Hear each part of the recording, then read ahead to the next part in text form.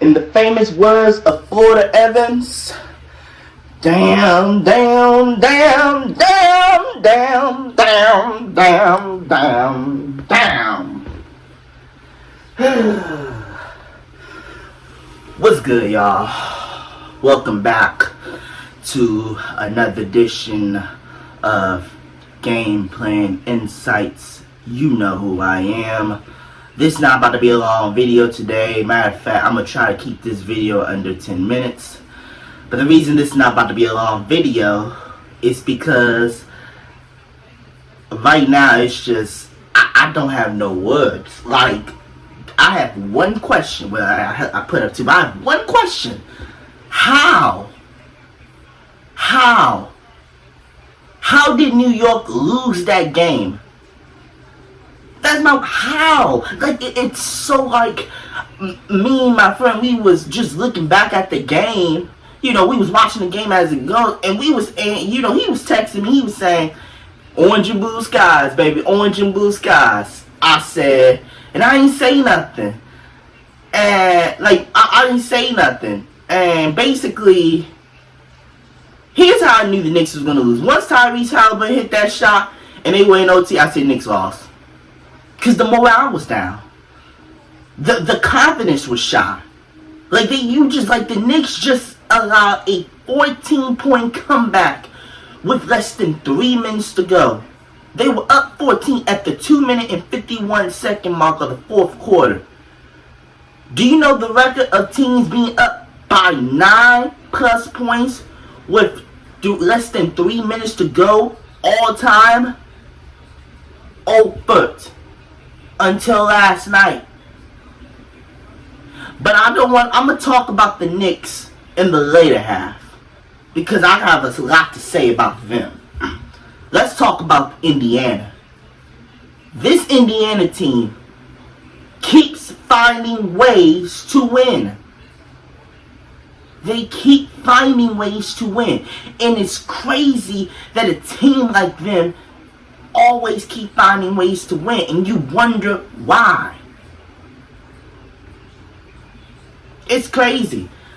Indiana has had 3 7+ points comeback with less than a minute. Usually you lose in that game, but Indiana being the most, I don't want to say the most, but being the out hustlers, being the one that's knit and grit, that grit and grind that the former Grizzlies old squad was about, they keep finding ways to win. Halliburton, double-double, great last night. 31 points, taking 23 shots. Halliburton knew this, like, if I want to put a stamp on this series, I got to come out with a bang. And that's what he did. He came out with a bang. But Aaron Nesmith, we got to talk about him. 30 points. He scored 20 of them in the fourth quarter. He made, I want to say, 3 straight threes to get them like within close distance. He made 8 overall. The man was 8 of 9 from the 3-point line.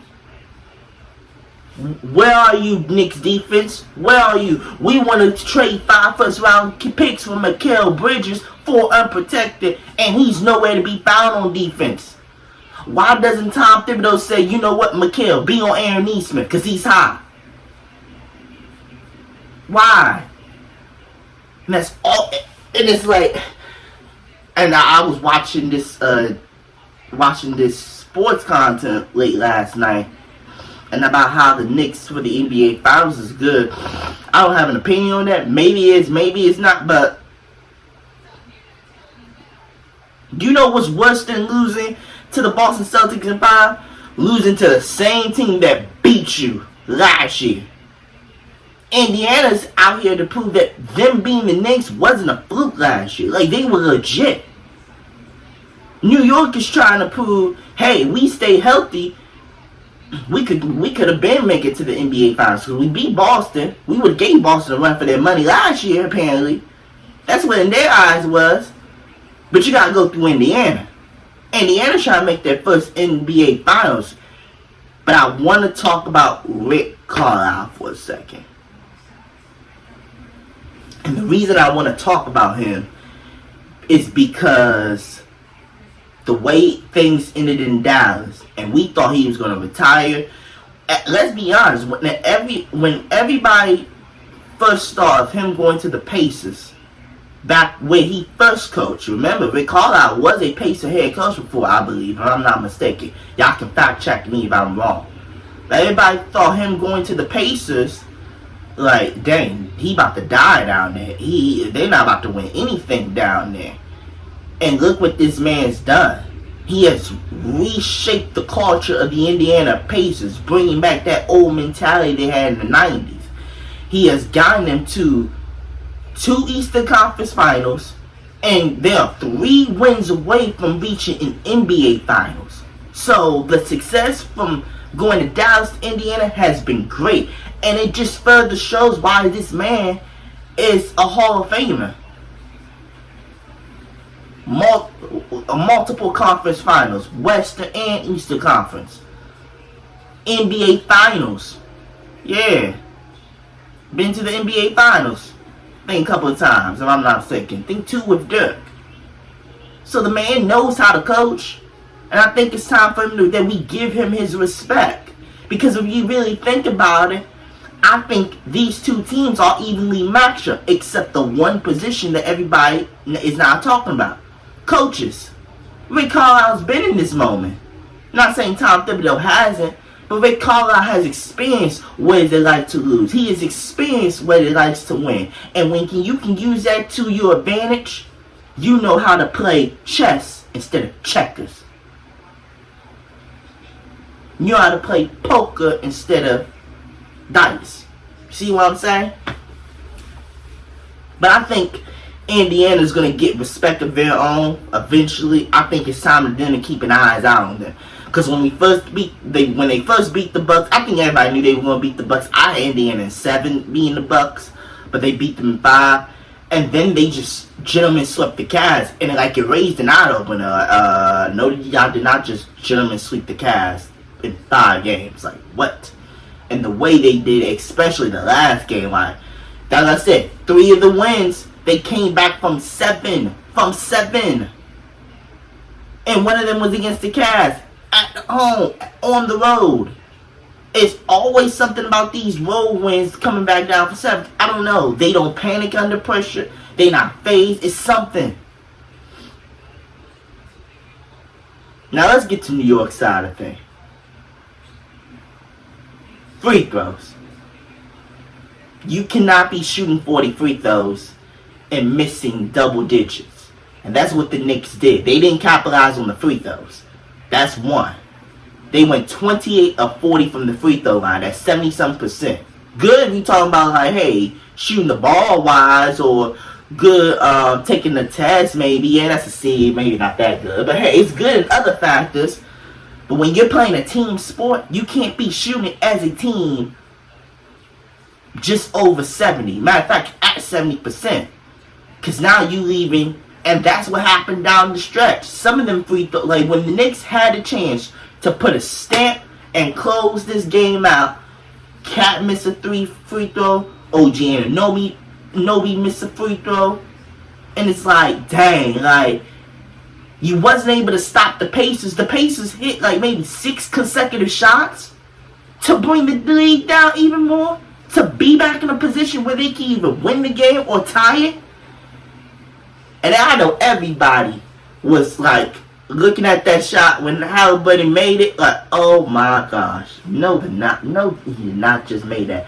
Like, that shot reminded me of the Kawhi shot in the, I want to say, I don't know if it was conference or semifinals, game 7 in Toronto, when Kawhi had a little fadeaway over Embiid, and it kept bouncing, and finally going in.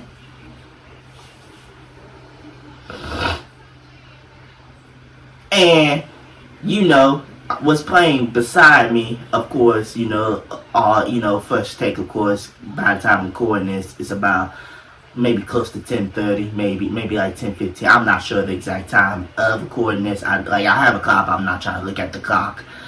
But they're talking about, Halliburton not viewing as a superstar. Well, you could say that for now, but if he beats your Knicks, Stephen A., do you change your stance on that? Because, he would have beaten Giannis and Dame. He would have been a number one seed that had Donovan Mitchell, the defensive player of the year, and Evan Mobley. And then he would have beaten Jalen Brunson, who's clutch player of the year, and Karl Anthony Towns, who's a bona fide star. Just saying. And then last year, he beat Jalen Brunson. So he has had Jalen Brunson's number in the playoffs, and he has had Giannis' number in the playoffs. Now, Dame didn't play last year, of course, but he has had Giannis' number. So, analysts just trying to get a title. At first I would say analysts trying to get a title, because they're not doing that. You got their own opinions and all that stuff. But sometimes they be are they really saying things just to say things, or do they believe in what they're saying? You do question that. So let's get to the next portion, and then I'm gonna close out this video, and then I have an announcement afterwards that I want to talk about. From a morale standpoint, this is a devastating way to lose. And for New York, they're under a lot of pressure. Maybe I was overboard in saying Pacers in 6 after, this one loss. Maybe it will be Knicks in 7. And I'm gonna stick to the guns and say Knicks in 7. I think Knicks will find a way. But game 2, like I said, just like I said in my last video that will be posted first before I put that video out. I put this video out. I did say Knicks. I did say if the Thunder. I did say that game 2 is vitally important for Minnesota, because if they don't win game 2, I could see them losing in 5, because I think OKC will intend to steal one in Minnesota. I think they're a team that can go on the road and steal a game in Minnesota. And that's what happened.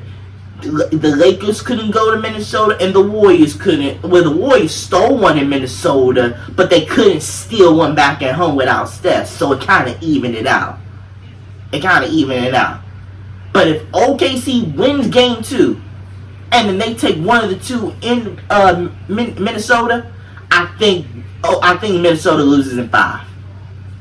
But I will say this: if Minnesota wins game 2, and they go to Minnesota and they at least take and I think this will be coming down to a best of 3, and I think OKC will win game 7 in OKC to head to the finals.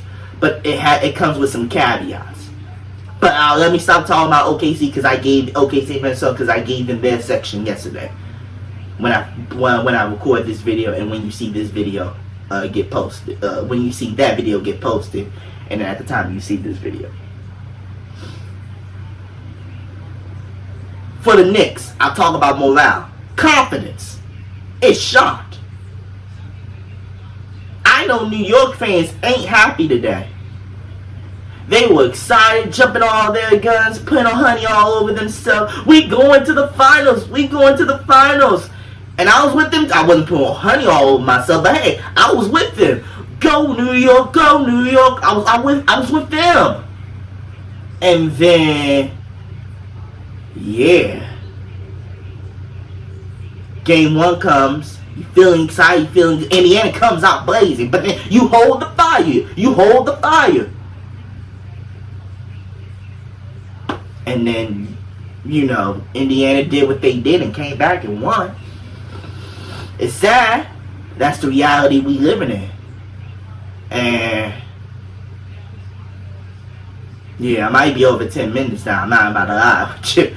I did say under 10 minutes, but a phone recorder goes fast and fast. So I might be over 10 minutes, so I do apologize for saying up front that this might be less than a 10-minute video. I was planning on to it, but things happen, and you go to a bunch of different places. But long story short, Tom Thibodeau, you on the hot seat, but not to be fired. But you're on the hot seat because you got to make sure your team gets ready for game 2. Make sure your team gets the confidence they need to win. Because your team is shot.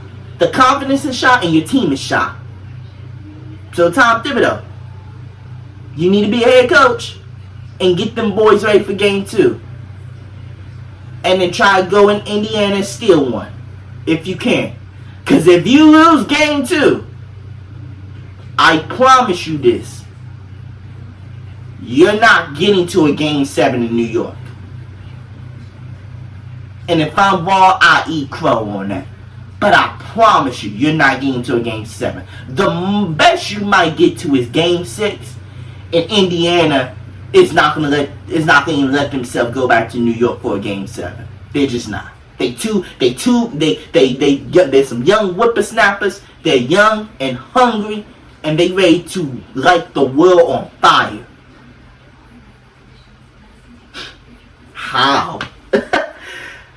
Just how? Congratulations to the Indiana Pacers on winning game 1 in the fashion they won. But Knicks, you blew that one way or another. Like, I would give credit to Indiana, but the New York Knicks, if you're a New York Knicks fan or a player, you knew that your team blew it in more than one ways or another. And I'm going to close it out with these statistics. And I pretty much said that earlier. In the history of the NBA, the Knicks, a team that was up by 7+ points with less than 2 minutes to go, or 3 minutes to go, were over. The Indiana Pacers became the first team to win in that fashion. In the comeback, the Indiana Pacers scored 20 points and went on a 20-2 run to bring themselves back within striking distance and potentially tying the game up. Those are my 2 statistics for the day to show you how crazy of that game was for the Indiana Pacers and New York Knicks. If I'm not mistaken, I think game 2 will be on Saturday. If I'm wrong, I'm wrong. But it might be. Matter of fact, I think it's tomorrow, because if we're not mistaken, the NBA Finals starts, I want to say June 3rd or June 5th, and that's 2 weeks away. And my birthday's on the 4th, June 4th, so that's a Wednesday. So that's the only reason I'm saying. So matter of fact, look, I might have said in my last video when this gets posted that I thought the game between Minnesota and OKC was Friday. It might be tonight, low-key. So just think about it. We're close to the end. 4 teams remaining. 1 championship. Who's grabbing that brass ring?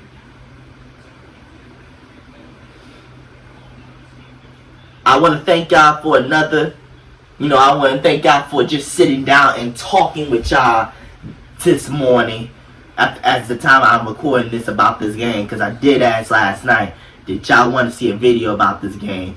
And it was, I won't say last night, but early this morning after the game ended, did y'all want to see something about this game? And it was late, so some people might have been asleep, some people have already seen it.